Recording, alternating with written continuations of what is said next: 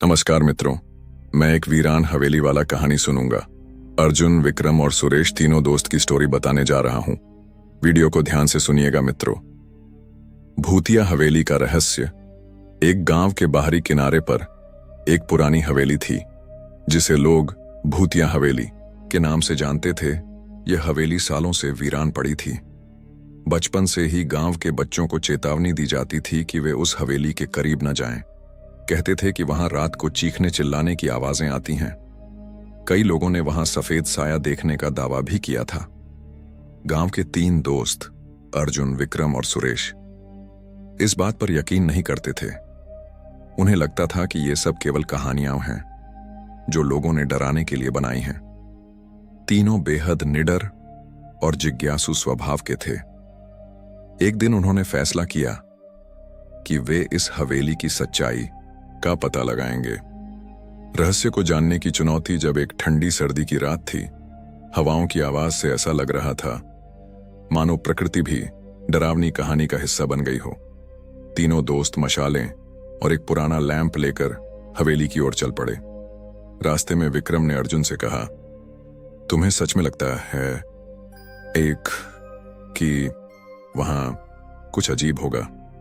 अर्जुन ने मुस्कुराते हुए कहा, अगर कुछ है भी तो आज उसे देख ही लेंगे। सुरेश थोड़े घबराए हुए थे, लेकिन दोस्तों के साथ होने के कारण चुपचाप उनके पीछे पीछे चल रहे थे। जब वे हवेली के पास पहुंचे तो उन्होंने देखा कि वह जगह और भी डरावनी लग रही थी। टूटी हुई खिड़कियां, लटकते हुए दरवाजे और दीवारों पर जमी हुई काई ने हवेली को और भयानक बना दिया था। अर्जुन ने अपने दोस्तों की ओर देखा और कहा, अब पीछे हटने का सवाल ही नहीं, चलो अंदर चलते हैं। पहला कदम हवेली के अंदर रखा तो दरवाजा बेहद पुराना और जर्जर था। जैसे ही उन्होंने उसे खोला, एक भयानक चरमराहट की आवाज हुई। अंदर घुप अंधेरा था।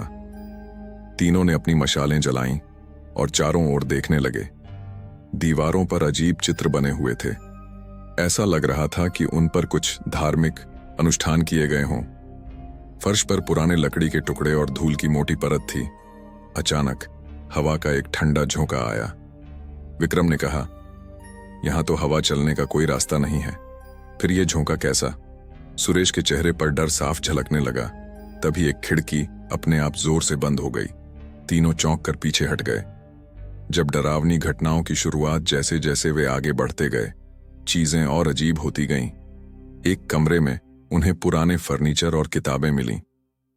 विक्रम ने उनमें से एक किताब उठाई। किताब पर धूल जमी थी, लेकिन जैसे ही उसने उसे साफ किया, उस पर खून जैसे लाल रंग से कुछ लिखा हुआ था। यहां से चले जाओ।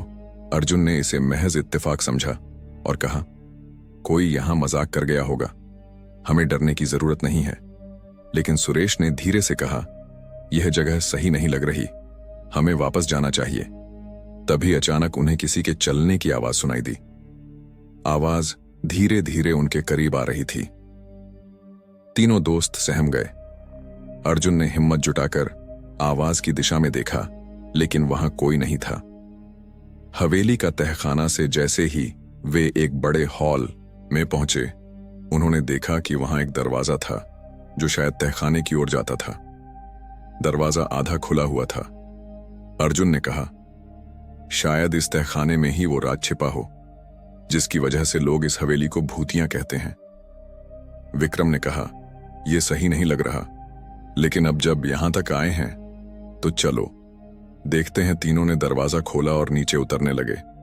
सीढ़ियां बेहद संकरी और अंधेरी थीं। जैसे ही वे नीचे पहुंचे, उनकी मशालों की रोशनी में एक बड़ा कमरा दिखाई दिया।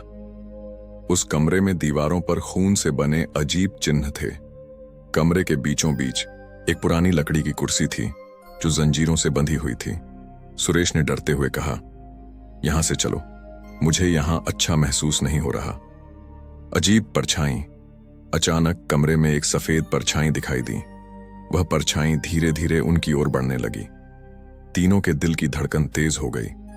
अर्जुन ने चिल्लाकर कहा, यह सब हमारी कल्पना है, भागो यहां से। लेकिन उनकी टांगें मानो जड़ हो गई थीं।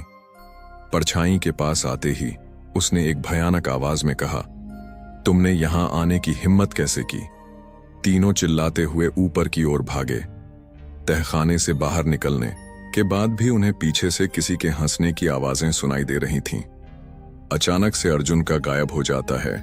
जब वे हवेली के मुख्य दरवाजे तक पहुंचे तो अर्जुन अचानक गायब हो गया। विक्रम और सुरेश ने इधर उधर देखा, लेकिन अर्जुन का कहीं पता नहीं चला। तभी हवेली के अंदर से अर्जुन की चीखने की आवाज आई।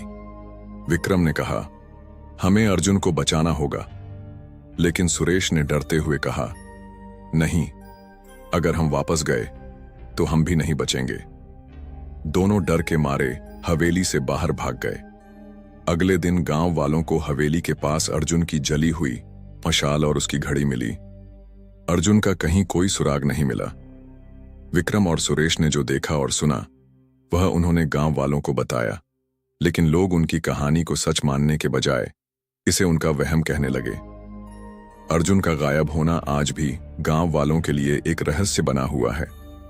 उस दिन के बाद से किसी ने भी उस हवेली के करीब जाने की हिम्मत नहीं की।